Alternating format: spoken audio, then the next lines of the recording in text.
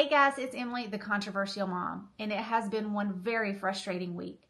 For anybody that doesn't follow the Alabama legislative session as closely as I do, let me recap a couple of things for you.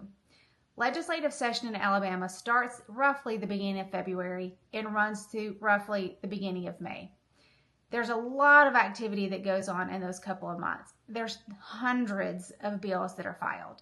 Some obviously more important than others, some repeats from prior years. Usually I have pretty low expectations because we're dealing with politicians and it's the legislative process, so it is what it is. But I guess I was naive and I had higher expectations this year for one very important reason. We have Trump. The MAGA agenda won in November.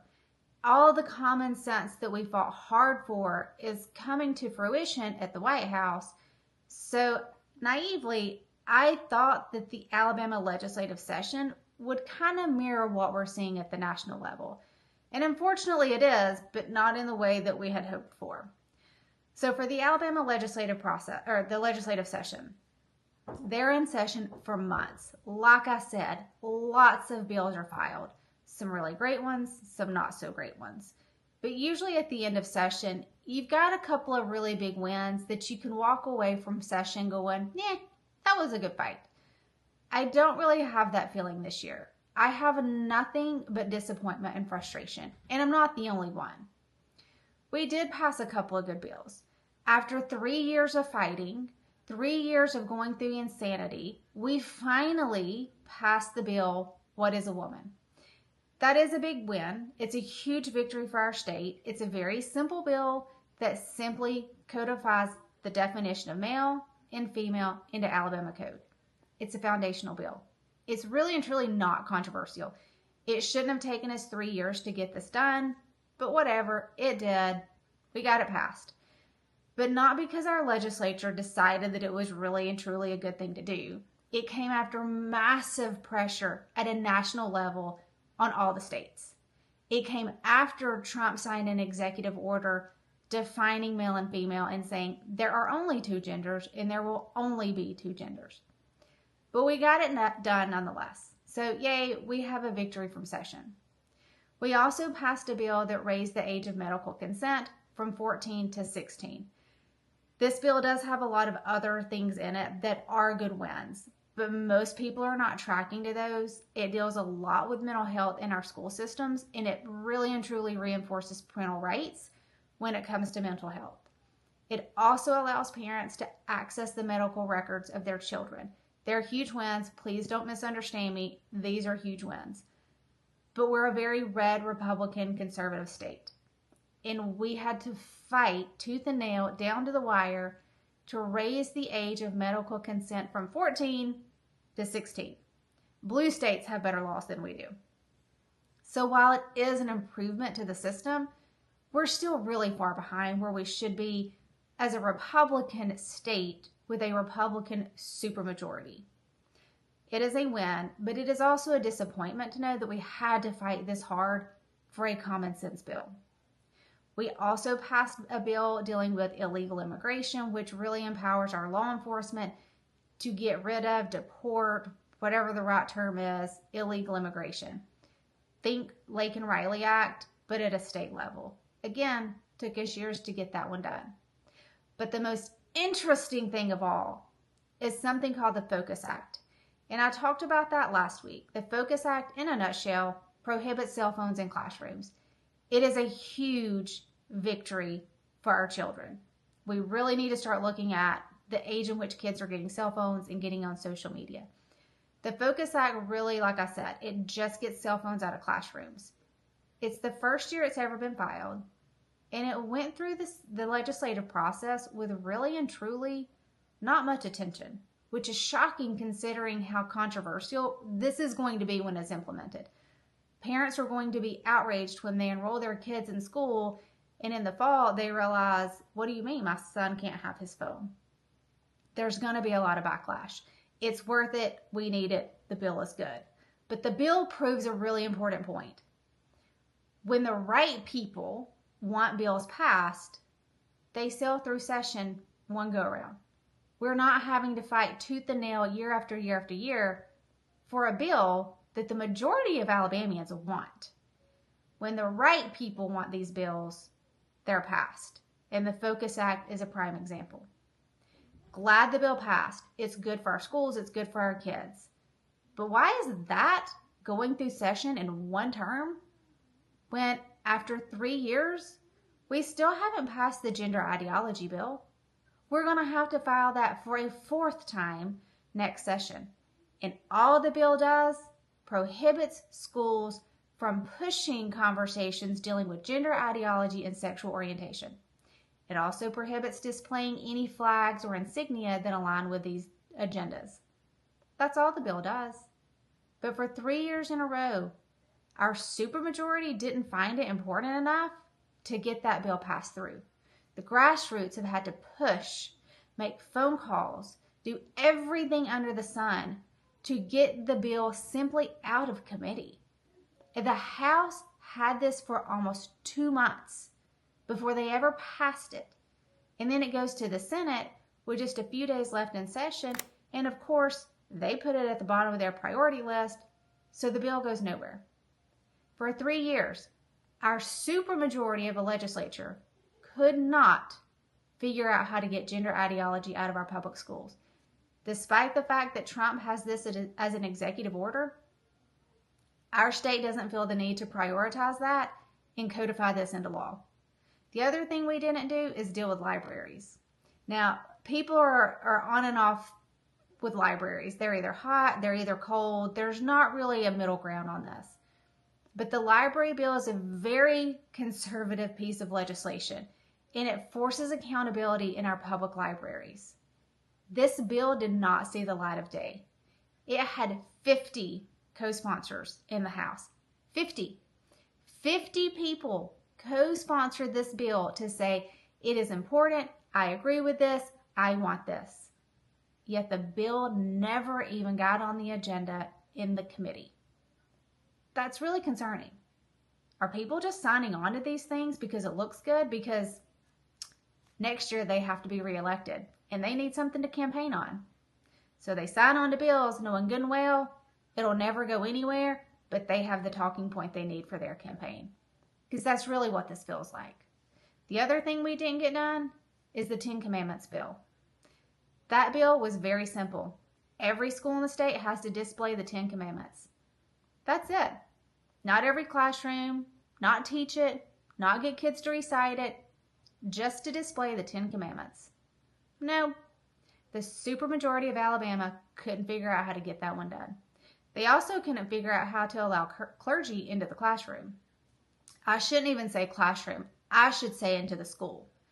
We push mental health like nothing else in our public schools. We talk about the epidemic of mental health illnesses on our kids and how we've got to combat that. And we've got to do all these things. We've got to save the children. But we won't let clergy into the schools to talk to kids, to address the things that they really need help with. If kids are suffering from depression and anxiety, don't you think having a pastor come in, with parental consent, of course, and talking to kids could actually be a good thing? Apparently, our supermajority does not believe that's the case. So it's very disheartening that in the very red state of Alabama, where we truly still are the Bible Belt, our supermajority basically gave the base the middle finger and said, we don't care what you want. We don't care about the America First agenda. We don't care about protecting kids and trying to actually get them the real help they need. No, we're going to worry about, letting the overtime tax exemption expire. Because that's what they did. They could have extended the exemption on overtime taxes, which basically, if you work overtime, you don't pay taxes on it. Because when you're a hardworking person and you need the overtime to, pay bills, not having to pay taxes on that is a huge win for the family. But our legislator let the exemption expire. And the best part is the reasoning behind it.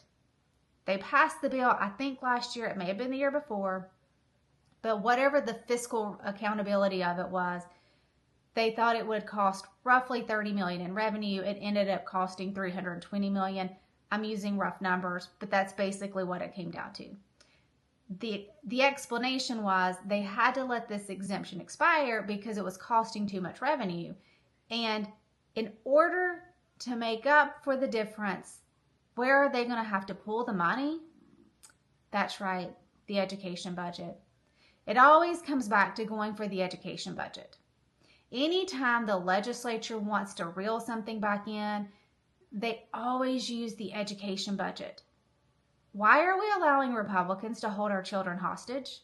This is ridiculous. How about cut spending? How about look at that? But nope, they always go for the education budget, and they always put our children at the altar to sacrifice for whatever their agenda is.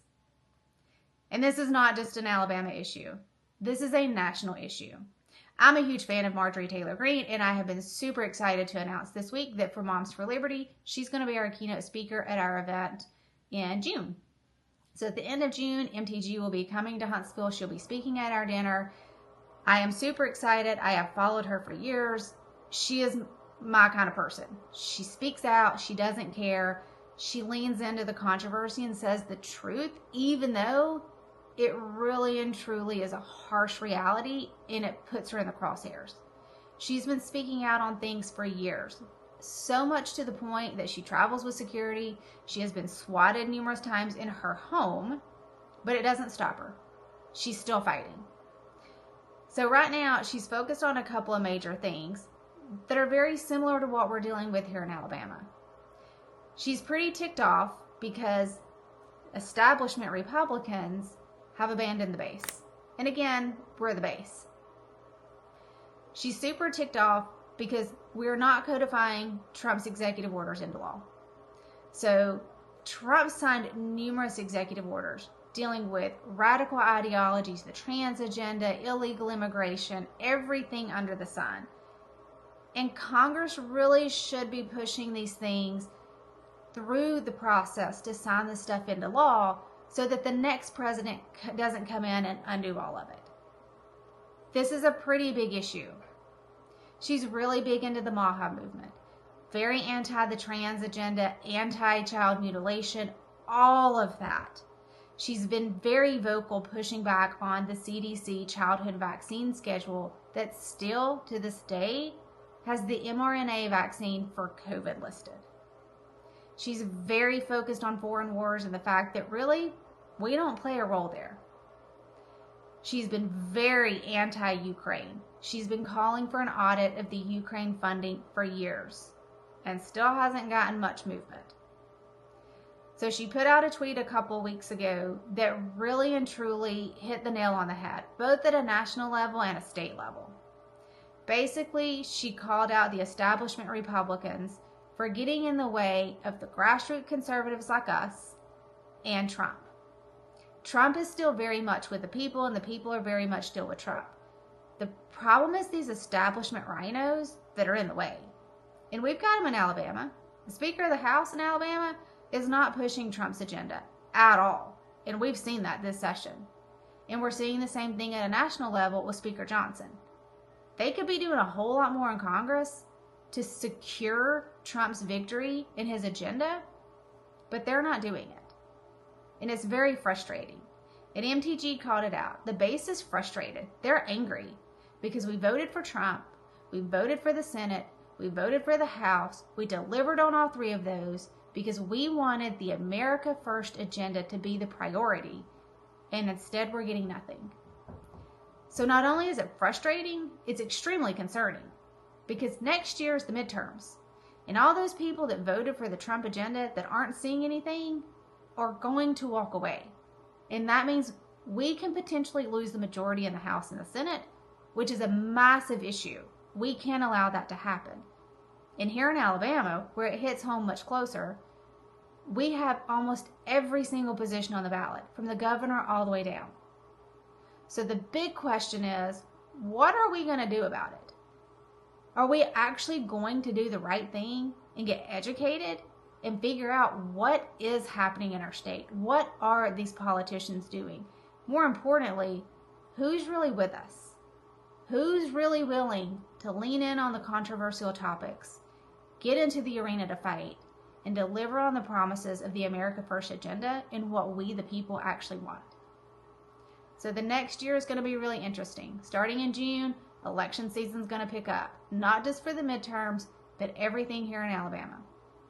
It's our responsibility as the people, as the grassroots, to make sure the messaging for the right people is getting out and that people show up to the polls next year to vote.